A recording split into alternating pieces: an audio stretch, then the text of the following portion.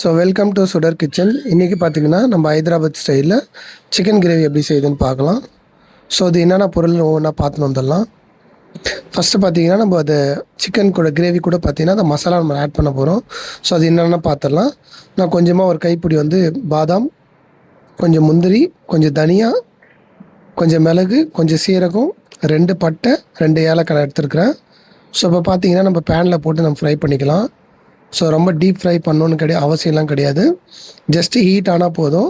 அதுக்கப்புறம் நீங்கள் மிக்சியில் அரைச்சிக்கலாம். ஸோ ஃப்ரை பண்ணும்போது பார்த்தீங்கன்னா உங்களுக்கு ஸ்மெல் வந்து சூப்பராக இருக்கும். ஸோ அதுக்கப்புறம் பார்த்தீங்கன்னா மிக்சியில் போட்டு தண்ணி ஊற்றி அரைச்சி செப்பரேட்டாக எடுத்து வச்சுங்க. நம்ம வந்து சிக்கன் கூட ஆட் பண்ண போகிறோம் அதை. ஸோ அதுக்கப்புறம் பார்த்தீங்கன்னா கொஞ்சமாக எண்ணெய் ஆட் பண்ணிட்டு 2 வெங்காயம் நான் கட் பண்ணி வச்சுருக்கிறேன். ஸோ அதை நீங்கள் ஆட் பண்ணிவிட்டு நல்லா டீப் ஃப்ரை பண்ணுங்கள். ஸோ நல்லா கோல்டன் ப்ரௌன் கலர் வந்த பிறகு பார்த்தீங்கன்னா நீங்கள் அதை தனியாக எடுத்து ஆற வச்சுருங்க. இதையும் நம்ம சிக்கன் கூட சேர்த்து ஆட் பண்ண போகிறோம்.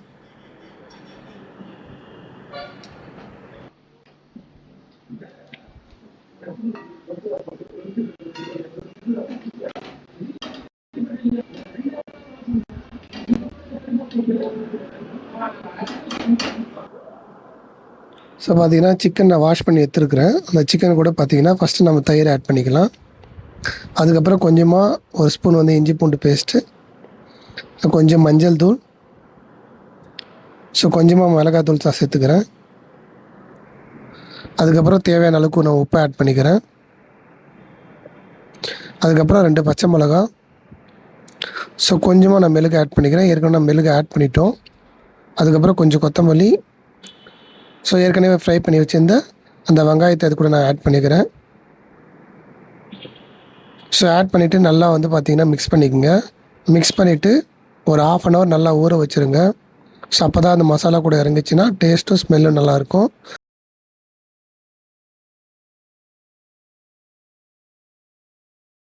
ஒரு 1/2 நம்ம பார்த்தீங்கன்னா ஸோ இப்போ பார்த்தீங்கன்னா அந்த மசாலாவை நம்ம ஆட் பண்ணிக்கலாம்.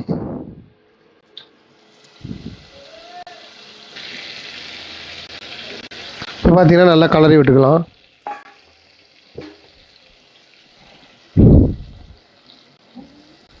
ஆட் பண்ணிக்கலாம் சிக்கனை.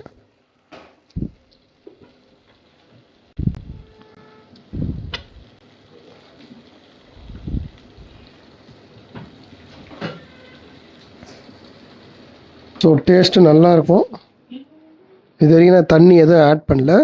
ஃபஸ்ட்டு நல்லா வந்து பார்த்திங்கன்னா இது மிக்ஸ் ஆகும். உப்பு செக் பண்ணிட்டு தேவைப்பட்டு ஆட் பண்ணிக்கலாம். ஃபஸ்ட்டு கொதிக்கிட்டு கொஞ்ச நேரம்.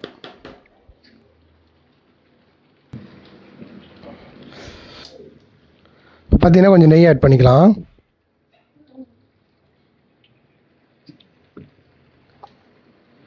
மேலே வந்து கொஞ்சம் கொத்தமல்லி தலை தூவிக்கலாம். பார்த்தீங்கன்னா கொஞ்சமாக தான் தண்ணி ஆட் பண்ணுறோம், ரொம்ப ஆட் பண்ணல. கொஞ்சமாக தண்ணி ஆட் பண்ணிவிட்டு ஒரு 1/4 மணி நேரம் கொதிக்க வச்சுக்கலாம் நம்ம.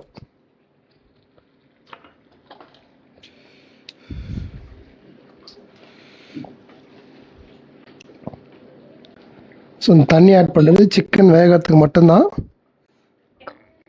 மற்றபடி வேறு எதுவும்.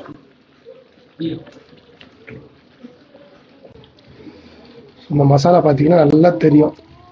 அது நான் சிக்கன் பார்த்தீங்கன்னா அவ்வளோ சூப்பராக இருக்குது. பார்த்தீங்கன்னா உங்களுக்கே தெரியும்.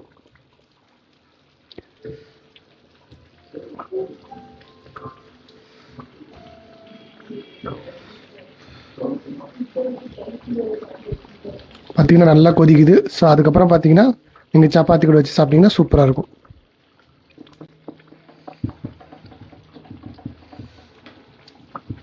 ஸோ நம்ம கேஸ் வந்து ஆஃப் பண்ணிட்டப்போ அவ்வளோதான், ரெடி ஆச்சு. நம்ம சாப்பிட வேண்டியது தான்.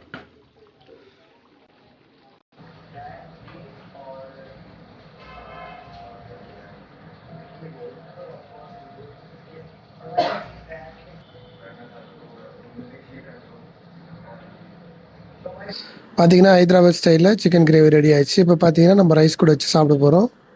பார்த்தீங்கன்னா நீங்கள் சப்பாத்தி, தோசை, பரோட்டா இது கூட எது வச்சு சாப்பிட்டீங்கனாலும் சூப்பராக இருக்கும். பட் இப்போதைக்கு நான் ரைஸ் கூட வச்சு மட்டும் தான் சாப்பிட்றேன். ஸோ அந்த மசாலாவோட ஹைலைட் என்ன பார்த்தீங்கன்னா இந்த பாதாம், முந்திரி, மிளகு, சீரகம் தான் அந்த மசாலா. ஸோ அந்த மசாலா எல்லாம் நம்ம சேர்க்கும்போது பார்த்தீங்கன்னா ஸ்மெல் வந்து சூப்பராக இருக்குது, ப்ளஸ் வந்து டேஸ்ட்டும் நல்லா இருக்குது. ஸோ அந்த சிக்கன் லெக் பீஸ் பார்த்தீங்கன்னா அந்த மசாலா மெர்ஜ் ஆனனால ஸோ சிக்கன் அந்த கிரேவியை பார்த்தீங்கன்னா டேஸ்ட் கொஞ்சம் டிஃப்ரெண்ட்டாக இருந்துச்சு. கண்டிப்பாக நீங்கள் வீட்டில் ட்ரை பண்ணி பாருங்கள். அது பார்த்தீங்கன்னா சிக்கன் வந்து நம்ம ஸ்லோ ஃப்ளேமில் குக் பண்ணதுனால ஸோ கறியும் நல்லா சாஃப்டாக இருந்துச்சு, அந்த மசாலா கூட நல்லா மெர்ஜ் ஆயிடுச்சு.